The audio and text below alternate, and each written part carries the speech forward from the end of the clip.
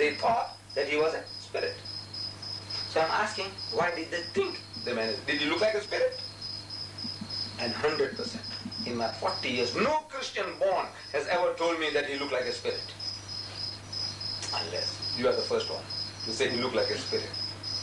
Because if you do, then I say, what does a spirit look like? So you must tell me now, what does it look like, a spirit? No, he didn't look like a spirit. So I said, why should they think the man is a spirit when he didn't look like a spirit? So you're puzzled. So I said, look, the reason is that the disciples of Jesus, they had heard from hearsay what people were talking, that the master was hanged on the cross. They had heard from hearsay that he had given up the ghost, in other words, he had died. They had heard from hearsay what people were talking, that now he's dead and buried for 3 days. Because they were not eyewitnesses or ear witnesses to the happenings. All the knowledge was from hearsay. Because Mark chapter 14 verse 50, he tells us that at the most critical juncture in the life of Jesus, all his disciples forsook him and fled. All. I'm asking, madam, does all mean all in your language? All. Does it mean all? I'm asking the Afrikaner. He says to take almal hum farlat and khafla. I said, does almal mean almal in your language, you Afrikaner? He said, yes. Sabam shia bonke babalega. I said, does bonke mean bonke in your language, you Zulu? He said, yes. That means they were not there. All means all. Bonke means bonke. Almal means almal. They were not there. So all the knowledge was from hearsay. On hearsay knowledge, if you know about a man who is dead and buried for 3 days, you expect him to be stinking in his grave. Such a person, when you see, naturally you are terrified. That he is a ghost, is a spook. So Jesus wants to assure them that is not what they are thinking. So he says, behold my hands and my feet. Have a look at my hands and my feet, that it is I myself. And the same fellow man, damn fools, what are you afraid of me for? He said, handle me and see. For a spirit has no flesh and bones, as you see me have. A spirit means any spirit. So if I have flesh and bones, in that case, I'm not a spirit, I'm not a ghost, I'm not a spook. I said, is that what it means in your language? If I have flesh and bones, in that case, I'm not a spirit, I'm not a ghost, I'm not a spook. I'm asking, is that what it means in your language? Of course. Your words have any meaning. That's what it means. I say, in other words, he's telling you that the body that you're seeing, it is not a translated body, it is not a metamorphosed body, it is not a resurrected body. Because the resurrected bodies get spiritualized. You say, who said so? I said, you said so. And Paul said so. And Jesus said so. And Muhammad said so. And I say so. The whole world says so. So he's telling you he's not resurrected. And on the death and resurrection of Jesus, the whole of Christianity is based. Without that, Paul says, your faith is worthless, rubbish, vain, and your preaching is vain. So the whole of Christianity is based upon a false premise. If that false premise is false, all your good deeds floating in the air, flying in the air, performing miracles by the millions, worthless, rubbish, not worth anything. So says Paul. What has the Christian got? I said, come, talk to me. Reason it in your language. This is your language. You read your language in the Bible in your own language and tell me whether I am not understanding your language. That is what the Christian has to do, to tell me. Say, look, you don't understand English. You must tell me. The American must tell me you don't understand English. So come on, teach me. I want to learn.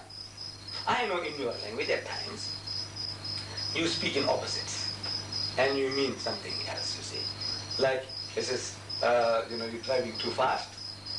So Mrs. says, slow down. Alan, slow down.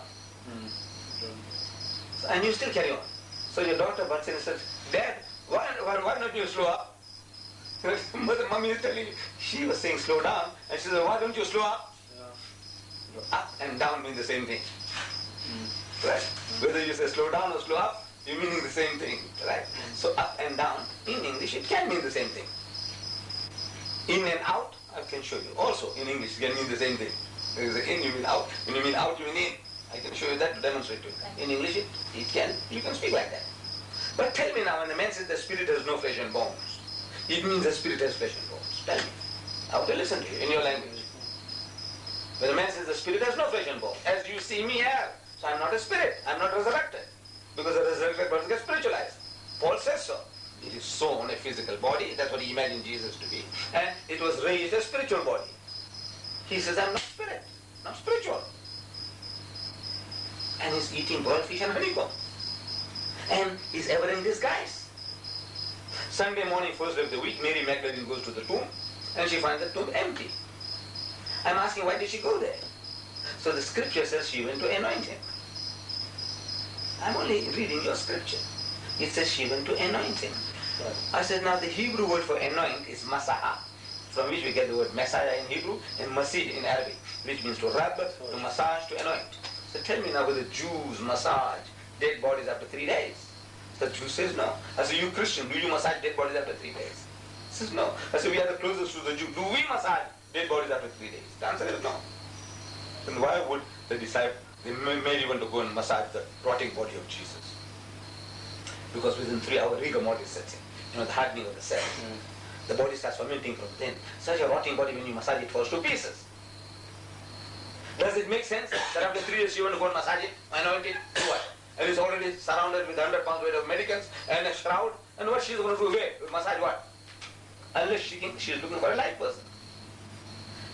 She must have seen signs of life in that limp body when it was taken down from the cross. She was about the only woman, besides Joseph of Arimathea and Nicodemus, who had given the final rest to the body of Jesus. All the other disciples had forsaken him and fled. So if she had seen signs of life, she was not going to shout and say, he's alive, he's alive. The Jews would have made doubly sure that they killed him. So 3 days later, she comes along, she wants to give him treatment. So she goes to the tomb and she finds that the stone is removed and the winding sheet's inside. So she starts to cry. It's an anticlimax to what she had expected.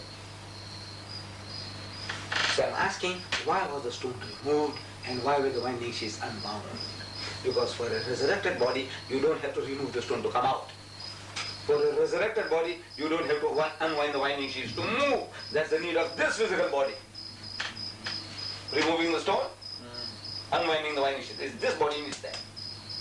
So it's an anticlimax to what she had expected. So she cries. So Jesus was watching her from wherever he was. Not from heaven, but from this earth. This tomb was a privately owned property belonging to Joseph of Arimathea, a very rich, influential disciple of his, who could afford to carve out of the rock a big roomy chamber, which according to Jim Bishop, a Christian authority, he says it was 5 feet wide by 7 feet high by 15 feet deep with a ledge or ledges inside. Around this tomb was his vegetable garden, Joseph of Arimathea, his vegetable garden. I said, don't tell me that this Jew was so generous that he was planting vegetables 5 miles out of town for other people's sheep and goats to graze upon. Surely he must have got his gardener's quarters, people to work the garden, to look, and perhaps his country home, where he went for the weekend with his family. So Jesus is there, he sees this woman, he knows who she is, and he knows why she is there. So he walks up to her, and he finds her crying. So he says, woman, why weepest thou? Whom seekest thou? I said, doesn't he know? Why does he ask such a silly question? I said, no, it's not a silly question. You see, actually he's pulling her leg, metaphorically, playing the fool with her. He's been through an ordeal, but he's still got the sense of humor. He knows she's looking for him and she can't recognize him because of the disguise. She says, woman, why weepest thou? Whom seekest thou? He's playing the fool with her. She, supposing him to be the gardener. I said, why does she suppose he's a gardener? Do resurrected bodies look like gardeners? After everybody responds, your husband in the hereafter looks like a gardener, and your father-in-law looks like a gardener, and your 12-year-old son will look like a gardener. Does it make sense? Everybody looks like a gardener. You won't know which is your husband and which is your father-in-law and which is your son-in-law. No. That says the resurrected body will be you yourself. Everybody will be able to recognize you. It's a real you, not this camouflage. At the moment, these are camouflages we have. So she's supposing him to be the gardener. Says, sir, if you have taken him hence, tell me, where have you laid him? To rest, to relax, to recuperate, not where have you buried him. So that I might take him away.